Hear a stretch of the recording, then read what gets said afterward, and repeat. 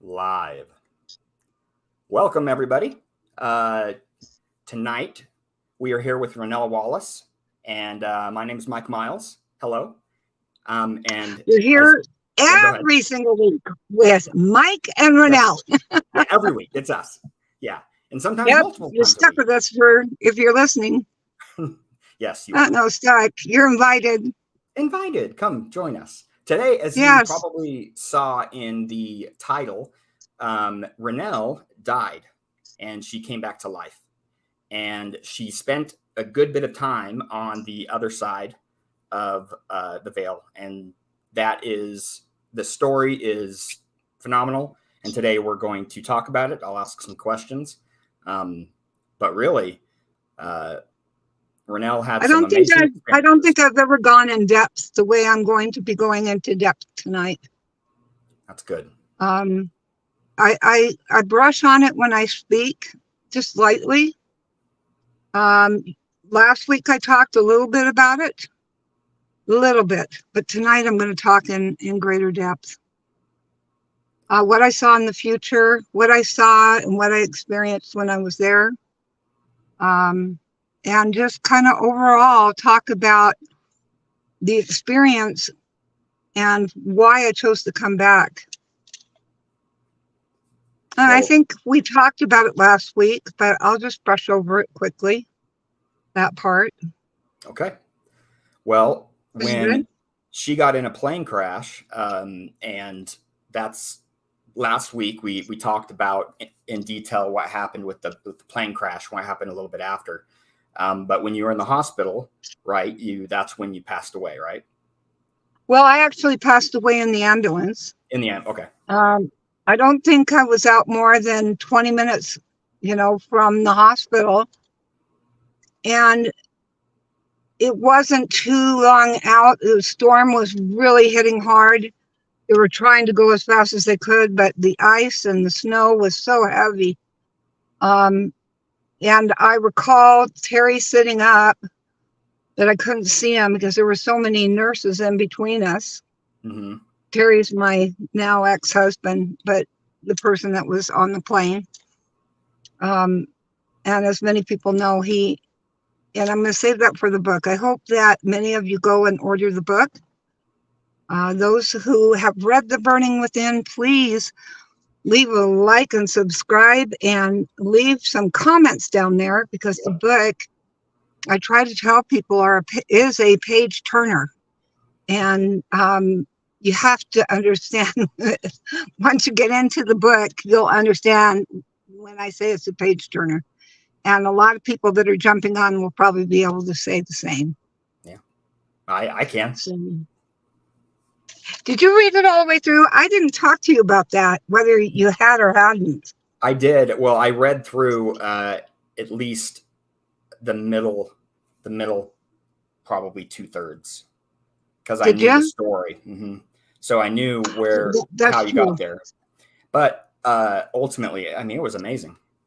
I had told, the reason Mike knew so much was he came as a patient, and we did a hypnotherapy session with him. And when I do a hypnotherapy session, I usually take people to the other side. And that's something I don't usually talk about, but I'm going to start talking about it now. You will have a profound experience. And the reason being is there's a woman that is very well known, hypnotherapist, and I heard her interview this week, and it bothered me intensely, because she talked about reincarnation. And I know that there are those who think when they've had their near-death experience and they hear that experience of other lives, they don't understand what incarnation means, and how incarnation is so completely different than reincarnation. Incarnation is where you have a life, but you're never coming back to Earth to do that. And it's not Earth that you do it on. You're here in this moment, in this existence, with a body. And this is the only time that you have a body. All the other prior experiences are in a totally different way. Um, sorry about this. That's my alarm to let me know we needed to be on. Well, here we are. Once you know that happens. So, Mike, tell me what you remember about what I told you. Okay, so when she went to the other side, what happened, and she'll go into more detail, but as she passed, if you saw, you got basically sucked in like almost to a tube, right, of light. Yes.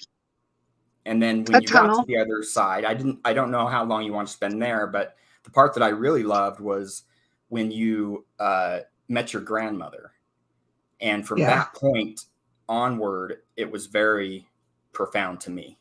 So maybe we start there. Yeah, when I went through the tunnel, I had prepared Mike, and I prepare all my clients. And it's such a gentle way, because a lot of times that experience of going through that experience can be very traumatic. Yeah. You know, I'm putting on again. I'm so sorry.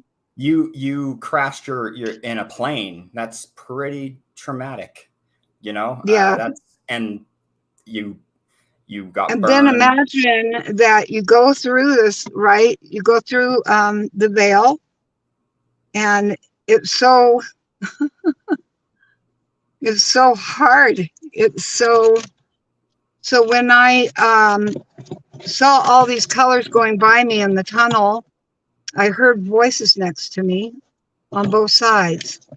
Later, I found out who those voices were, but they were speaking an Adamic language that I remembered well, but have forgotten how to translate those words. I mean, when I heard it, it's like a language that you don't hear here. There's nothing. I think Hawaiian is the closest language to that language. Very close. And that's too what I wanted to talk tonight about, is the spiritual experience that I had when I was in Maui and I met Charlene. I so wish she was online with us, and I'm going to try to get her on in the next couple days and just do a little interview with her. So I hope you'll listen in. I'm hoping it'll bring some comfort to those who are suffering in Maui. It is a tragic, horrible experience, what they're going through right now. Homelessness and losing everything. I can't even begin to tell you how painful that is. Yeah, let alone the lives lost. Yeah. Oh gosh, and the children. Yeah. So there are still bodies that are still in that rubble. Yeah. They've counted up to almost 1,000. So the media hasn't been exactly honest with how many people died, and they're not been honest that it's been children. And in my mind, I cannot even put my mind around somebody that would have done this. And it wasn't natural. I was telling Mike earlier, you know, I worked with firemen, and yes, houses burn very quickly. But when you have an entire town go down in 4 hours, less than 4 hours, there's no escaping. There's no escaping. Yeah. There were many people who talked about, and that's the other thing, is that in order to get a fire tornado, which they had, I don't know if you've ever seen or heard about it. I have. You know, when people do special effects, mm-hmm. You have to get a level of heat that is so great that it reaches into a thermal blowing around the mm-hmm. air around. So great that it begins to spin within itself. Okay. So here's what I'm going to say. Of all of the experiences of dealing with, you know, the nature, water, right, air, fire is the one that's living, because it requires air. It breathes and it gets air.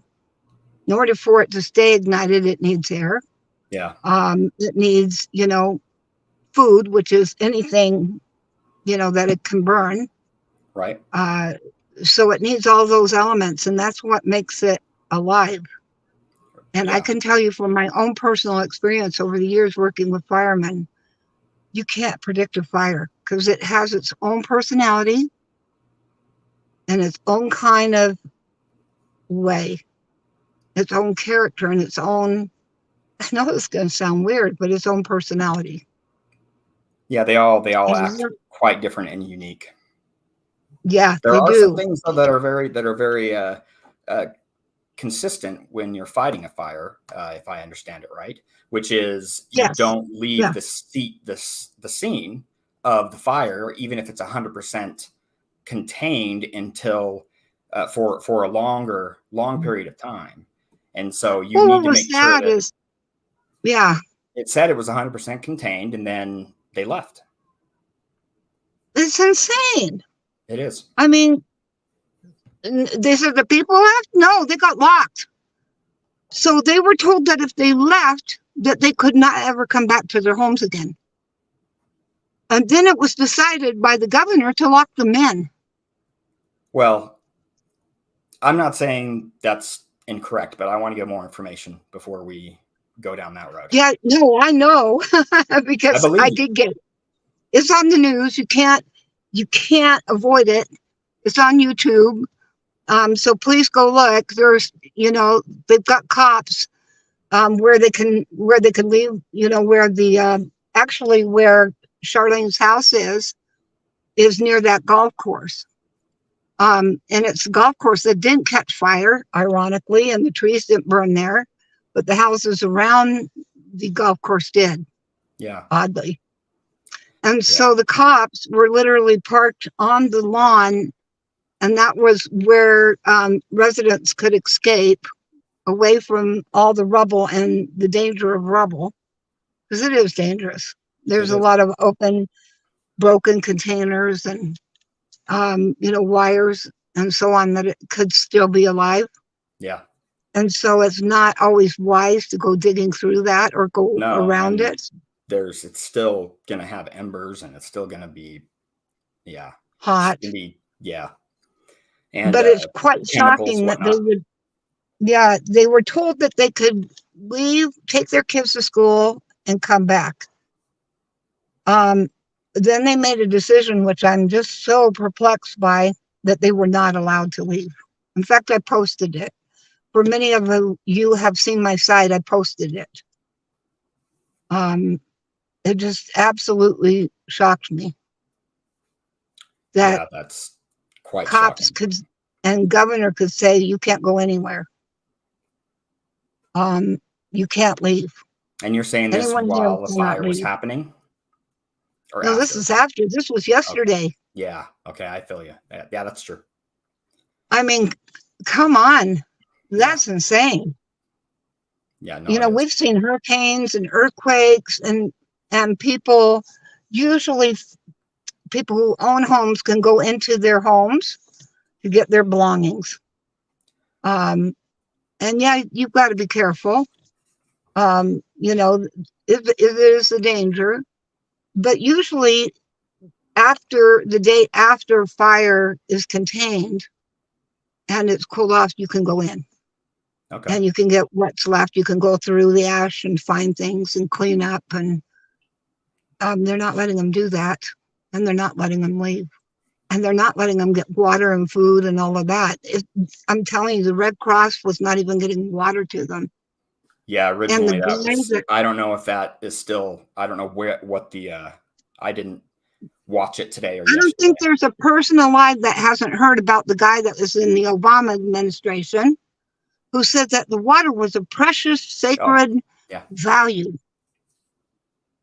Which I just looked at might very well be true, but it's true. Yeah, but it becomes demonic when you control it. Yeah, well, I mean, and that's what it is. Well, you've got to. So that's what I want to talk about too. Is right?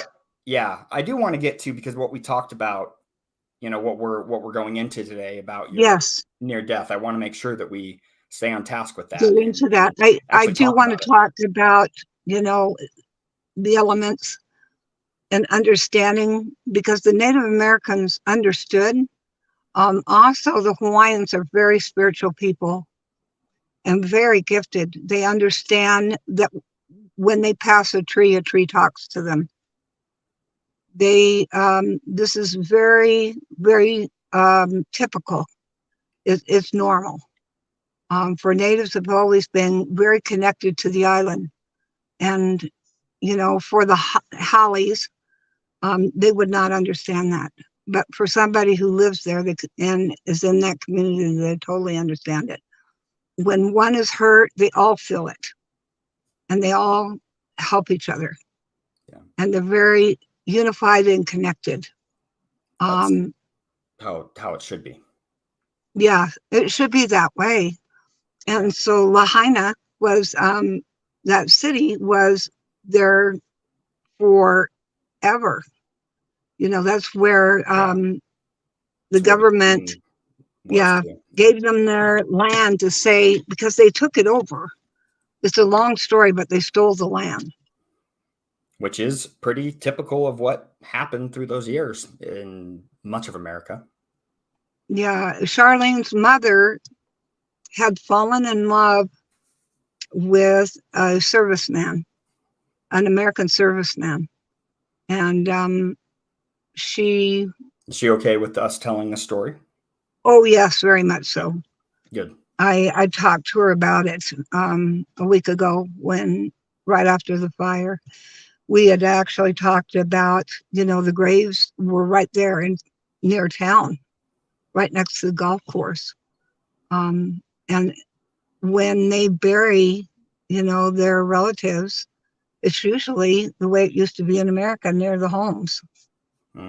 So next to her home, under this big, gorgeous tree, and I saw it, the fire had almost taken it down completely. And it's probably got one of the oldest palmaria trees I've ever seen. I'm not sure what kind of tree. It's an oak, I think, a big oak. And it's just so huge and beautiful. I mean, it really definitely had a personality. You could feel the songs. And that tree, she said, was close to a couple 100 years old. That's sad. Yeah, and you could hear the songs. I know that sounds, the wind, when it blows through that tree, sounded like music. And it is what helps the dancers feel the wind of the sea and the waves. So when they dance, they feel every bit of the energy around them. So they're dancing in the harmonics of the earth. Okay. And the harmonics of the sea, and the harmonics of the whales and the turtles. Okay. So let's say the turtles are mating. There is a very specific way that they change their dance when that happens. When the wind blows really hard on the palm trees. Did they close their eyes and give some privacy? Because Pardon? Did they close their eyes and give privacy? Yeah, I don't know if you've ever seen them dance. They actually do close their eyes. I have. I just meant we talked about the turtles. So. Oh, turtles saved my life there in Lahaina.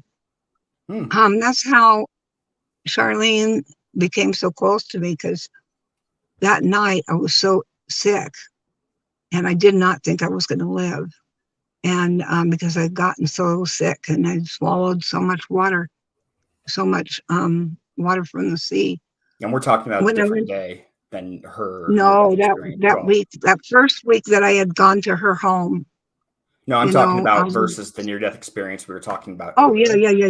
Different incidents. Yes, this was only a couple of years ago. And we'll go back to that in just a minute. Yeah, and we'll go back to it. Let's go back to going through the tunnel. When I saw a pinpoint of light after being in that tunnel, and I honestly thought the drugs were affecting me. I thought that I was having a drug-induced dream. Ah. Because, I actually laughed and said, oh, this is what a psychedelic dream is. In the 60s when people talked about, drugs. Yeah. This must be what they experienced. And so, of course, I've never had taken drugs, not even prescriptions. So when they gave me all that medication, I thought that that's the effect from the medication that they were giving me, the pain medication. Yeah. But what they didn't do was they didn't give me enough fluid. And because of that, I was dehydrated, badly dehydrated. And so part of that was actually a huge reason why I died. Was because when they had finally put me in the ambulance to head me out to Salt Lake. If you're wondering why the ambulance, that's how bad the storm was. They couldn't get a helicopter or plane to come get me. And I wasn't going to let them anyway. When they asked me, I started screaming. Let's not get back on one of those. That's how we got in this mess in the first place. Right? Yeah. Not happening. No, not that soon at least. Yeah, it wasn't going to happen. So after screaming and saying no way, they had started preparing me quite quickly. And I remember at that point, I knew how bad my condition was. They had already cut my jeans off and went into, my legs were like huge blisters. And so when they cut into the jeans, the fluid had spilled off onto the side of the bed. Okay. There was so much fluid and it flayed back. I remember they cut my hand open the same way. Okay. And literally put a stent in and put it over the side and into a bucket and let the water drip into a bucket. Okay. And at that point you hadn't passed. It was a little bit later, right? Well, so I got into the ambulance and that's 20 minutes out, my heart started really struggling. And every heartbeat was like, ah. And I was struggling to breathe. And I started saying, please, somebody help me. I can't breathe. Did you actually say it? Yes, I can't breathe. I can't breathe. Help. I can't breathe. And they said, it's okay, Ranelle. We'll do all the work for you. You don't have to try it. We'll help you. And so when they said that, I assumed I could give up. And so that's when I gave up. So that's when you were pulled through the tube. Yeah, that moment. And I bring that up because it's amazing the power of the subconscious mind and the conscious mind that has so much power over our body. The power that we have within ourselves is so great. It's not emotions. It's actually a power. Every bit of our emotions actually has a power and an energy and a frequency throughout your body. And it's not just one spot. So when people say, I see auras. Well, auras change constantly. It's like a wave around the body. It's like a beautiful wave, like a gentle wave of the sea. And so those layers and those dimensions are constantly changing all the time.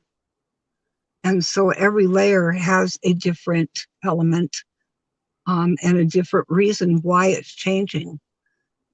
It could be the air in the room you are in. It could be a plant responding. It could be, an animal that's around you.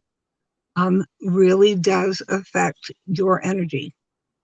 And when it affects that magnetic energy in your body, right, it has a powerful reflection in your soul. Okay. And so much so that when they said they were going to let me they were going to do all the work. I gave up, and that's when I died. I mean, I literally died, and the pain stopped immediately. I said, well, this is cool.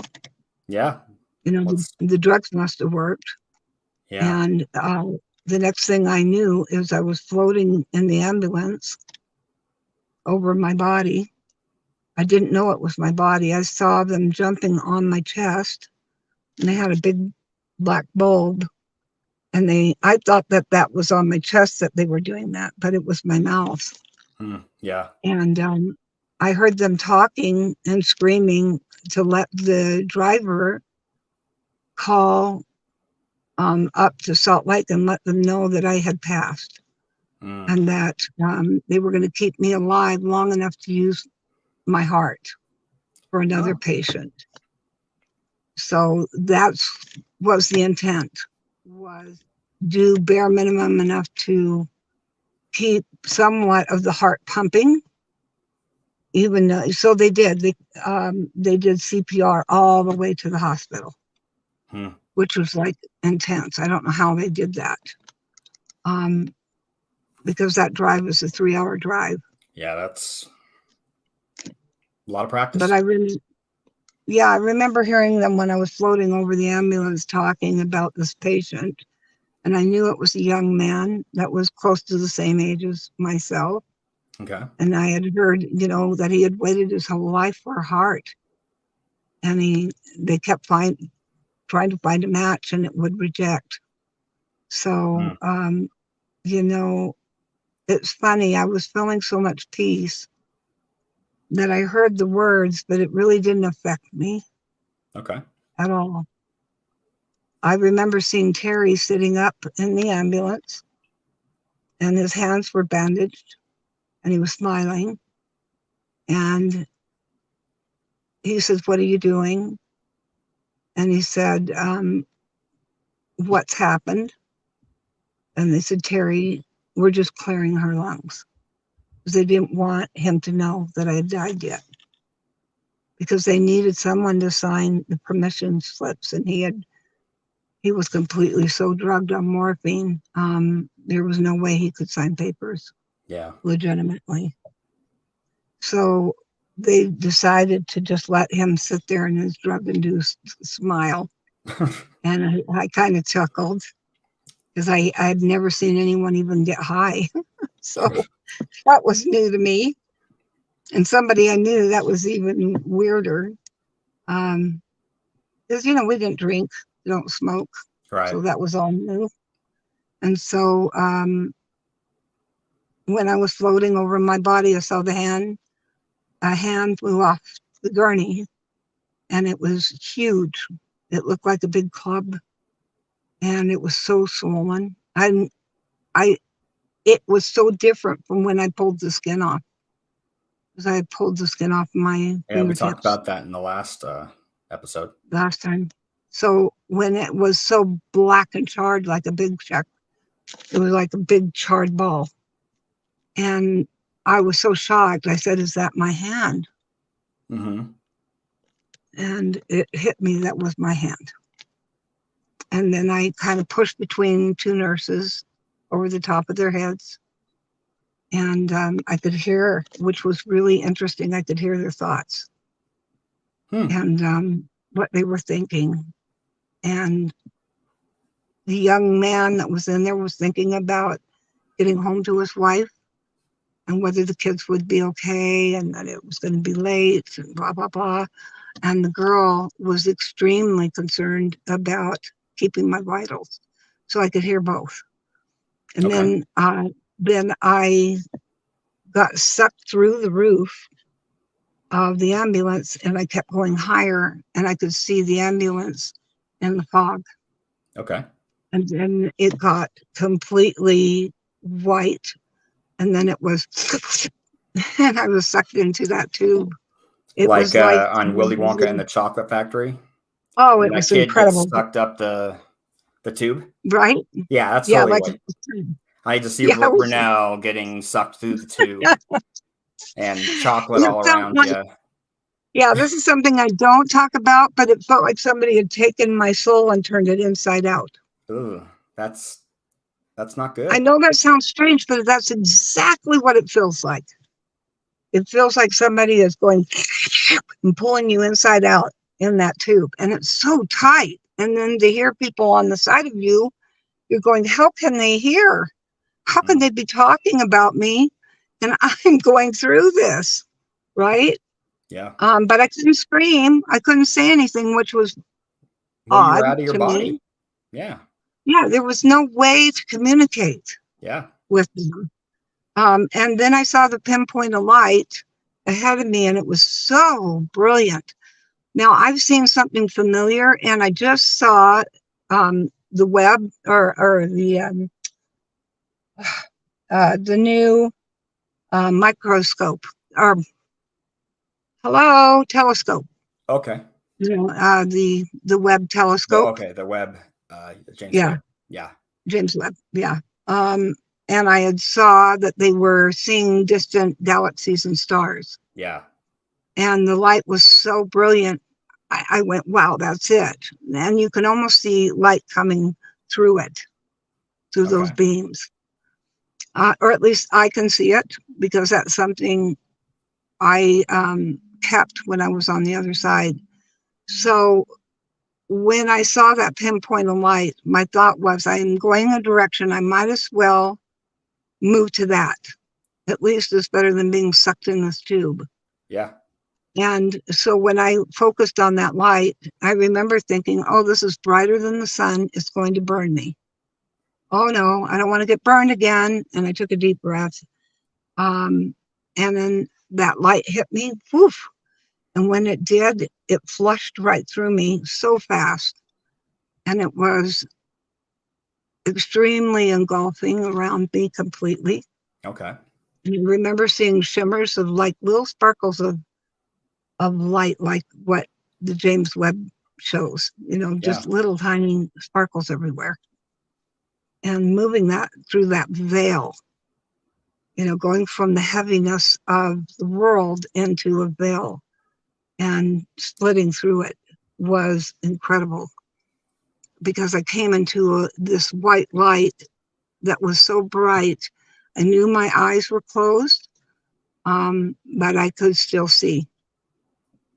And I thought that was That's odd. strange. Yeah, that's strange. Yeah. And you and I have talked about this. I can't sleep.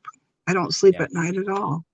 And the reason why I don't sleep is because when I close my eyes, and this has gotten, so I had it after the accident for some time, but I had kids and I was so exhausted, I pleaded with God to take it away because I needed that sleep with little kids and everything. But I, for a long time, was not getting more than 2 hours a night.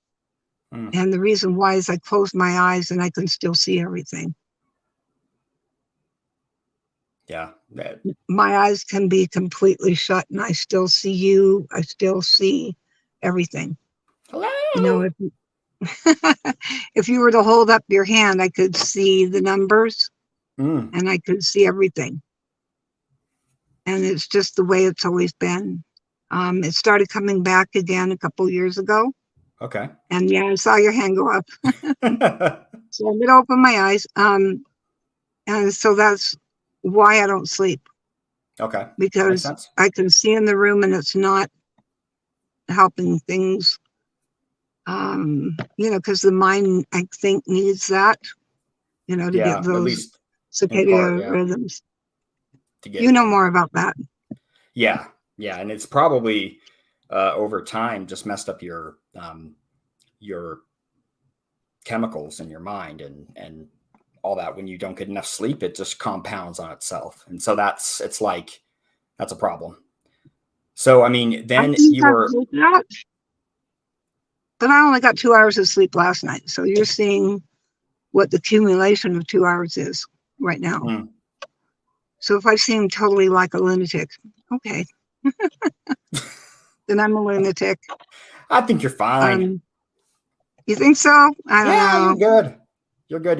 You're not a lunatic. I don't know if, like, some people hear these experiences and I kind of chuckle because guess what?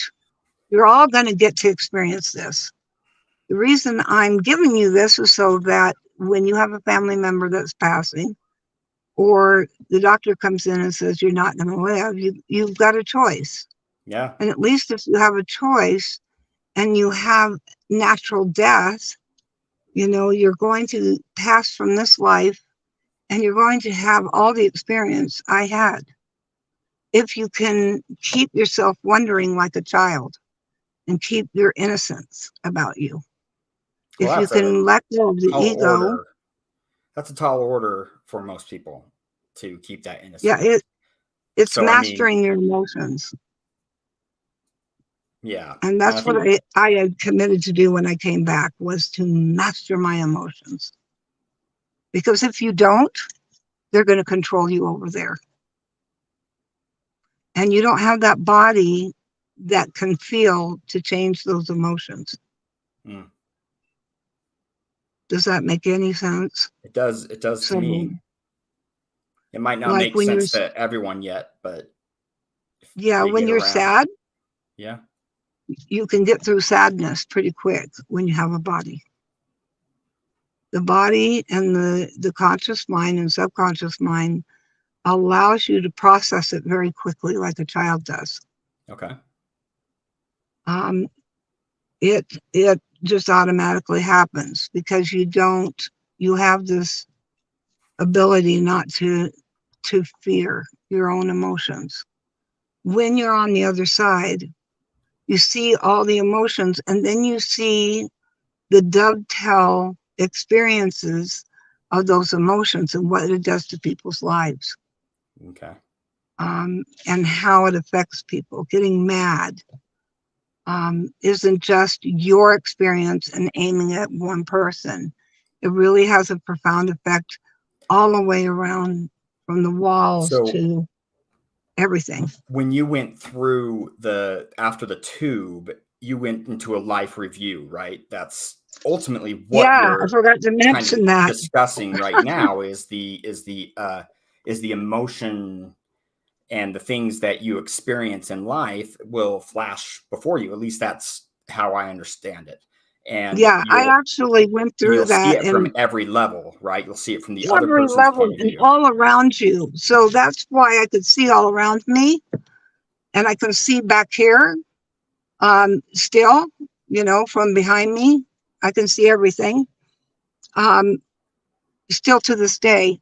And that stays with you. It's the dynamics of your spirit seeing, not your physical eyes, because you are now beginning everybody to see that's had a near-death experience. Everyone. Now, if you fear it, it takes a while.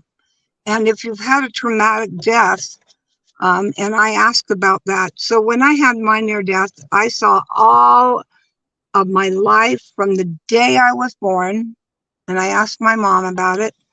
I saw that they put me in a closet, and I screamed for hours, and nobody came. And this little baby was just screaming her eyes out, going, "Where's my mommy? Where's my world? Why am I alone?" And they accidentally, the nurse in a hurry had put my basket into the broom closet. It's amazing. And so it wasn't until my mom came to that she started asking for her baby, because now they put him in with the mom. But back in the day, they would wheel the baby into the little maternity room. And right? An interesting, the baby room. Yeah, the baby room. What do they call that? The nursery? The nursery. I think it's the nursery. Yeah. Yeah. So an interesting point about that is when you're you don't remember what happens in general when you were a baby or before like 3 years old. And even it's difficult to remember younger years, but the things that happen then will still affect your mind all the way through, because it builds upon itself. And so abandonment was probably something that was, huge, that you had to overcome over time. It probably my whole life. Yeah. So, I mean, something that simple, which is it's fascinating to me how the mind works and is able to, not able to, sometimes it's a negative experience, but it builds upon itself, and we end up with that's how our personality is nurtured or changed, and we become something new. Not always good, not always bad, but it builds on itself even all the way back then. Anyway, that's a side note. Right. But And that's what happened to me. You know, I got to see in my life review how that abandonment affected my relationship with my father. Why, I don't know, but more my father than my mother. Because my dad, I guess because my dad went to work every day. So, and I had to go to school. And I'll tell you what, it was devastating every day to go to school. Yeah. And I got to see all that, you know, how kids make fun of you, and how kids react to you, or even more so, a parent. So you automatically look at all the things in your conscious mind that's negative first, and you'll go and you'll magnify it. You're reliving during this life review. Yeah. And you're reliving it to an intensity I can't even explain how intense it is, because you're feeling it on a level you never experienced before, and dimensions you've never experienced before.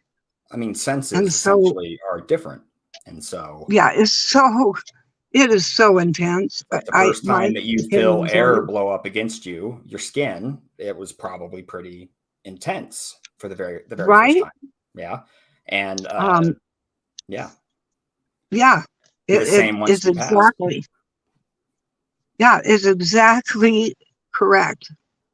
So when I saw the way that people treat each other and all the negative aspects, I finally stopped being negative, and I went, well, I did good things in my life too. You know, because I had seen the things not. So what was interesting is the things that I thought were bad, really bad, I was waiting for them to come, and they never came. And I'm so grateful. It literally, some of those got resolved just 5 years ago. It's taken that long to resolve some of those. I mean, you can get forgiveness, or you can ask for repentance, or ask somebody to, you know, say you're sorry. Yeah. It's interesting because once you say, I'm sorry, the weight goes on that person then. The energy then is like a mirror, and it mirrors back to that intensity back to them. And it literally does. It's an energy. So emotions are not emotions. We call them that because we move, emotion, which is the word in the Greek meaning to move. So that's where the word emotion comes from. You're actually moving something forward. Okay. And so we use those feelings to move forward, and it shouldn't be the cause of why we're moving forward. The intent should not be from the feeling. The intent should be from the energy in your heart and your soul. And so that's when I said, I've done good things too. And then I looked for those things that I had done that I knew I had done a good job. You know, and I did such so good. Yeah, right. I did this for somebody. That makes me so good. I'm an angel. You know, I'm a good person. And what was so fascinating is when I looked for those good things, they weren't there either. Or they were, but it wasn't the way I thought it was going to be. Right? It wasn't as impactful, right? Not at all. Yeah. Not at all. Did not count. Because the intentionality was so different. Doing it from the heart and doing it because you want to from your heart. Even if you have to do something, find it in yourself to let go. And find it in yourself to have the courage to just act upon it and see where it goes. But don't put too much of your feeling in, but put your energy in. And people say, well, I don't want to expand my energy. They think that means time and reflex. It's not what I'm talking about. This is an unconscious energy that you're not aware of. It's a power that's so great that you're not aware of. And what it is that power is love. So when you're looking in an intention of love and innocence, unfeigned, without any guile, intention, without guile, without unkindness, without guilt, without all the emotions that come with it, the attached feelings. Pure Christ-like love. Yeah, it's just the pure love of Christ. And it's an energy.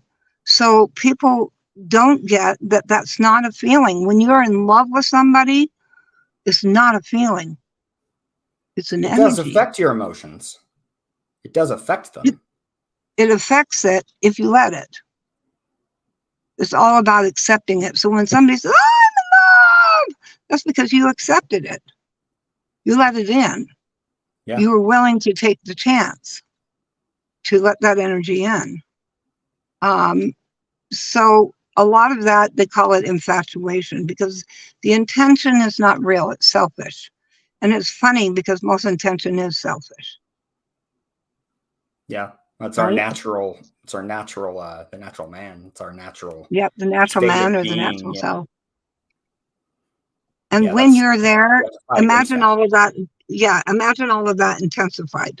Oh yeah. I can only imagine, because I have not experienced that myself. So I'm doing the best I can to understand it, but yeah. One of the things that I wanted to learn when I came back too was peace. We lost her. I think she pressed the wrong button. So that's upsetting. I'll try to get her back. While she's getting back, we can talk a little more about what was happening as she went through that life review, and then immediately after, she came upon a woman, and it was ended up being it was a grandma, and she took her by the hand and took her through much of what happened, or much of what was on the other side for her, and showed her around. And so it was very interesting, and I want her to get into that if we can have enough time today, and we can get her back on. So give me just a moment. I'm gonna see if we can get her back on. Well, everybody, we are back, and I can hardly hear you though. Hold on. Oh, testing 1 2 3. Okay, I can hear you. Testing. Hello. It's very light. Yeah, there we go. So we were talking about the life review and what that experience was all about. And while you were gone, I started to talk about how when you came on the other side of that, your grandma was there, right? Did I skip something? She came for me, and we went. And the moment that I realized it was my grandmother, she was my companion. She was my guide. You'll all get a guide. So when you get to the other side, I was alone. And it's not always the experience, but if you've had the really traumatic experience, they'll take it slow, because there's an emotional, like you're still tied to the trauma. So sometimes it takes a little more for the trauma to heal. But the moment that you realize where you're at and you don't hold on to it and you let it go, it goes like that. Boom, it's gone. Because I knew I had been in a plane crash. I knew how badly burned I was. So to be on the other side and look at my hand and see this beautiful, incredible, translucent hand that had shimmers and light moving through it. It's interesting because I am now seeing shows that use that, and do ghostly things, right? Mm-hmm. And now they have the shimmer that goes through the hands, the light shimmers. And so it's not just a translucent white, it's literally living with light.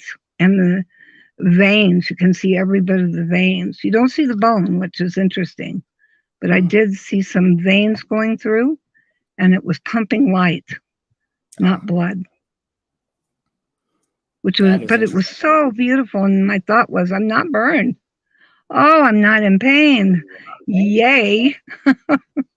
Because I had, anyone that's been burnt by curling iron and burnt by something knows how painful that is. Yeah. It stings for the longest time. Yeah. Then times that on by the barbecue, whatever. Yeah. It's hard. It's hard to get over that pain.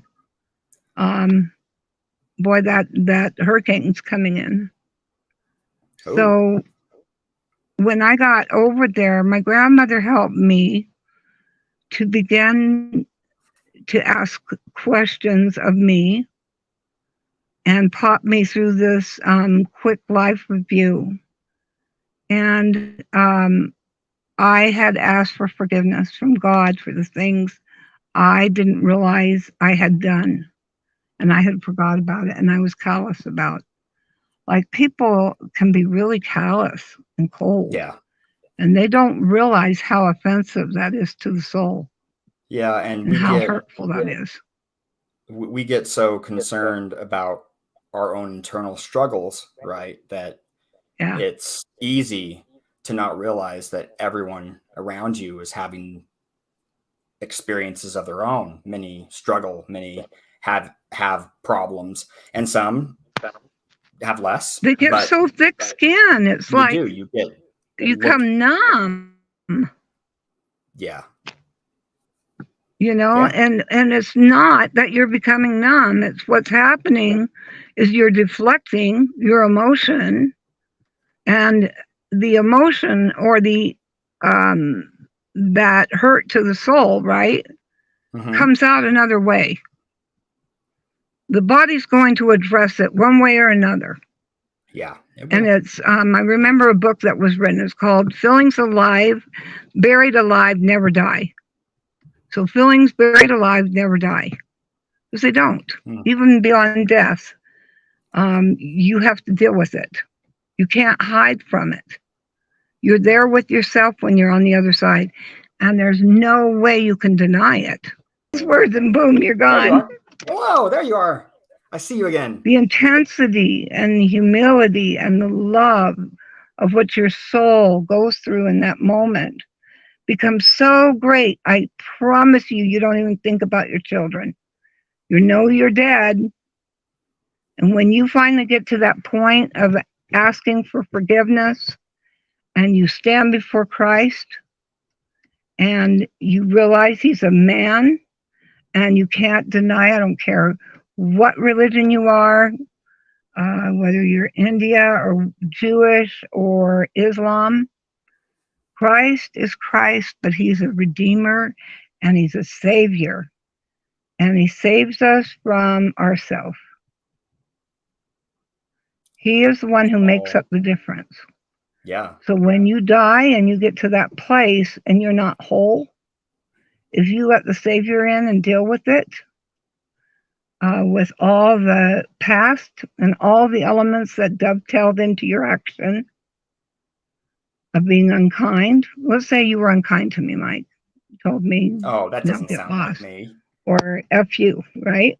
Oh, no, I wouldn't say that. You are not realizing that that's affecting everybody around you. Yeah. And me. And the yeah. And I think that ADHD is a huge part of it. So that too is the one thing that lets your disabilities are gone. On the other side. So let's say you have, so a lot of kids now have autism spectrum, right? Mm-hmm. That's gone. Or Asperger's, that's gone. You'll be able to use every bit of all your gifts to see the colors you never knew existed. Oh, Mike, the colors. I yearn for them every single day. When I see a flower, I see the colors bloom through that most people can't. And yet I want the depth of it because it goes really deep. I miss the depth of that color. Yeah. Does that make any sense? I can't even tell the difference between two different very close purples. My daughter and my wife make fun of me. It's very upsetting, Really? everybody. And yeah, I don't see, there's certain colors, especially men, they see different shades. They can't see as detailed as women. That's true. So are you colorblind? So you're cutting out Do you pretty think? good. You're cutting out pretty good there. I know. I don't know why. What was the question? So we'll have to move through this a little faster. What when I realized I was dead, she said I would access everything. I could access thought. So it's processing thought to thought. In fact, AI is so fast. Not surprising. So close to what AI is. The processing of it is as fast as AI is. If not fast, we think faster. So the fastest thing that moves is your thought. So when you're on the other side, if you think something, you're there. There's no time. If you go, I want to see an event from the 20s, you'll go back to the 20s. You'll have to say a specific year, a specific place, a specific event, and you will show up there. And you will watch and that's you're cutting out, but I would say that I would imagine that that's why when people get so hung up, it had just happened. You there? I don't know why it's cutting out. Yeah, it's a connection issue. I'm so sad, everybody. Here soon so that we can forgive me. Oh, it's okay. It's not your fault. So, what I was going to say was that's probably what I wanted to see was the stars, and I had heard this was before Hubble even showed that there were so many other universes. So it happened the year that Hubble came out with it was when I had my near-death experience. And it just blew my mind. I was so tickled. I ran out of the room and cried. I was that happy. Because when finally this telescope was seeing what I had asked about, was to see the other stars, how planets were formed, how stars are born. I wanted to see the element of how that happens. I wanted to know how plants grew. I wanted to know how they function in this life, in a mortal existence on Earth. I asked about how everything was created. Every bit of how it begins. And the seedling is our thought. The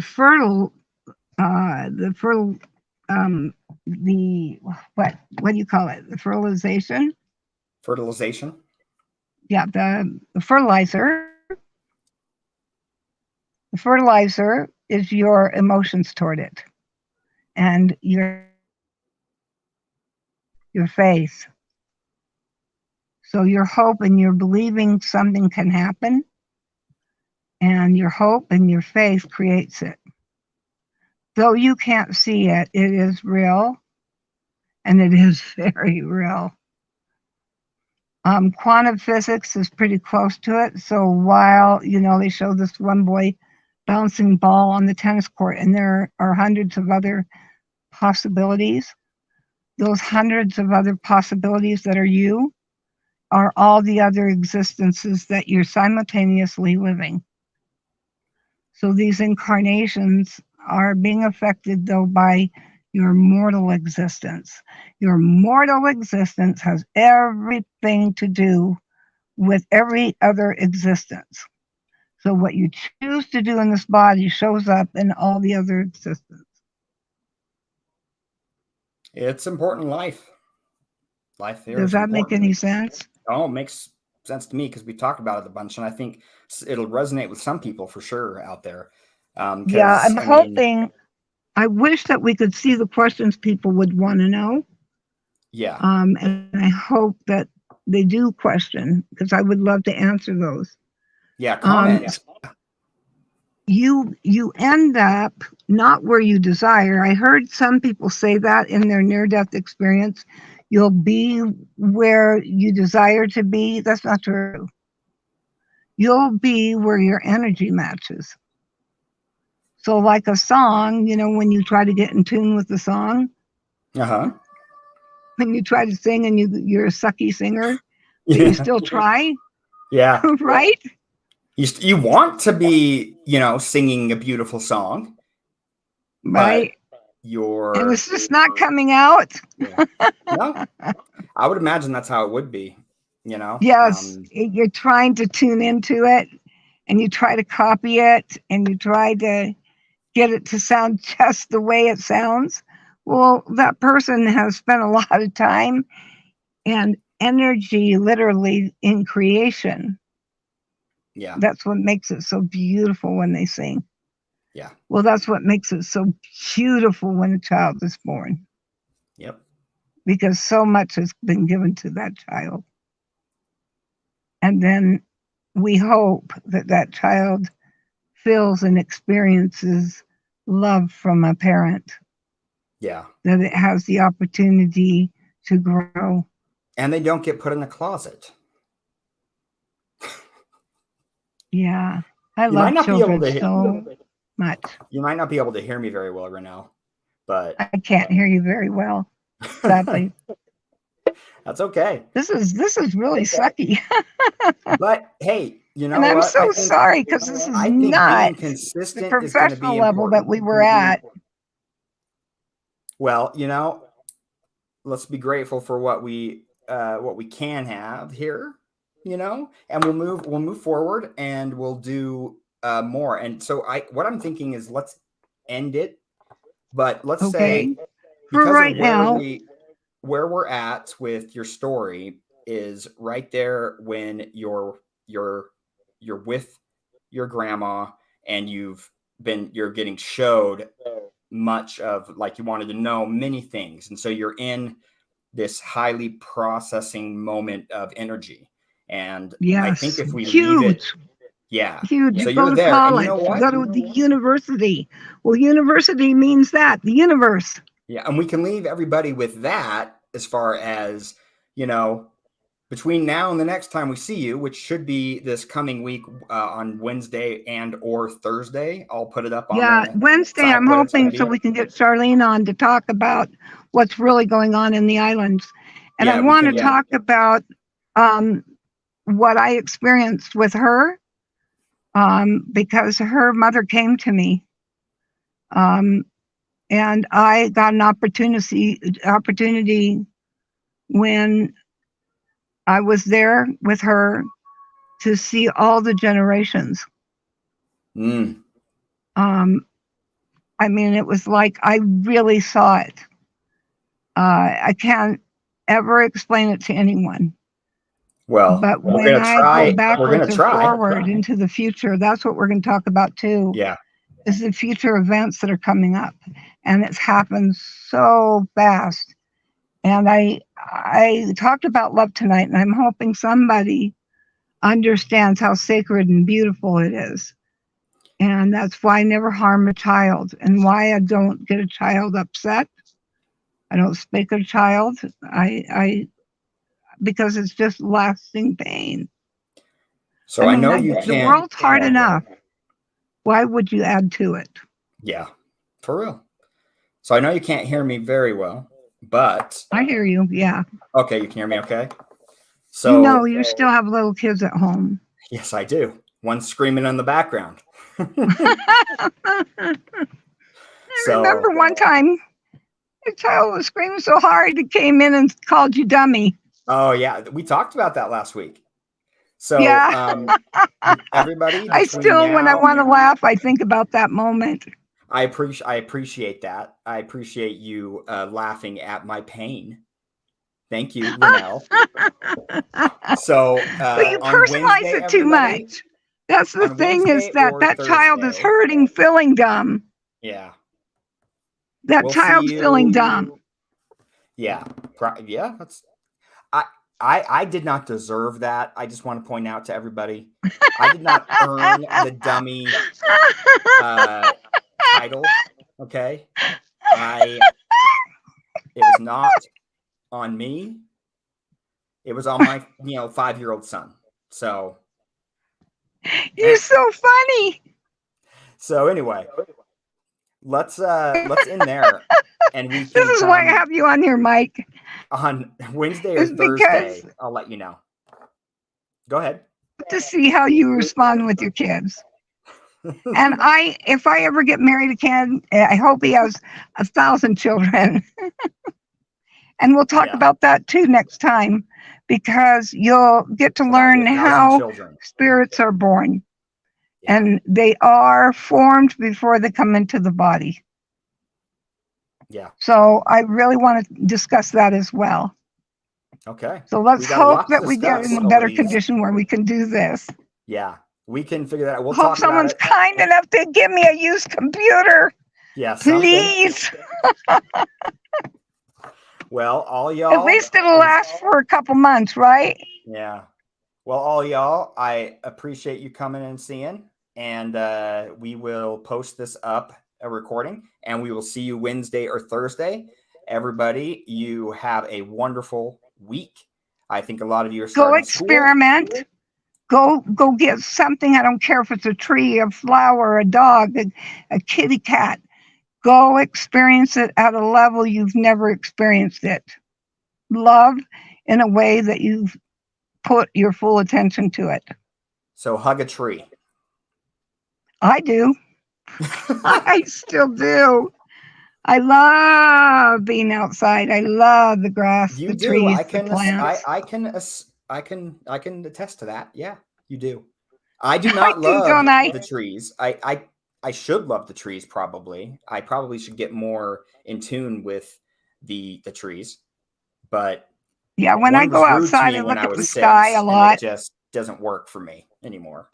It's a joke. It's a joke. Here's a challenge, Mike. I know you've got windows. Here's something people don't do. Is they don't look at the sky. Yeah, I love the sky. I love the sky. There's so much to see. Yeah. So go look at the sky. Spend some time looking at a cloud. Because you can form clouds.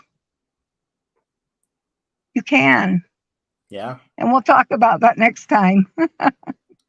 Till then, God bless. God bless. You guys have a wonderful week. I love you guys. I love you, Mike. Thank you for doing this with me. Yeah. Thumbs up. Good job. Peace be with you.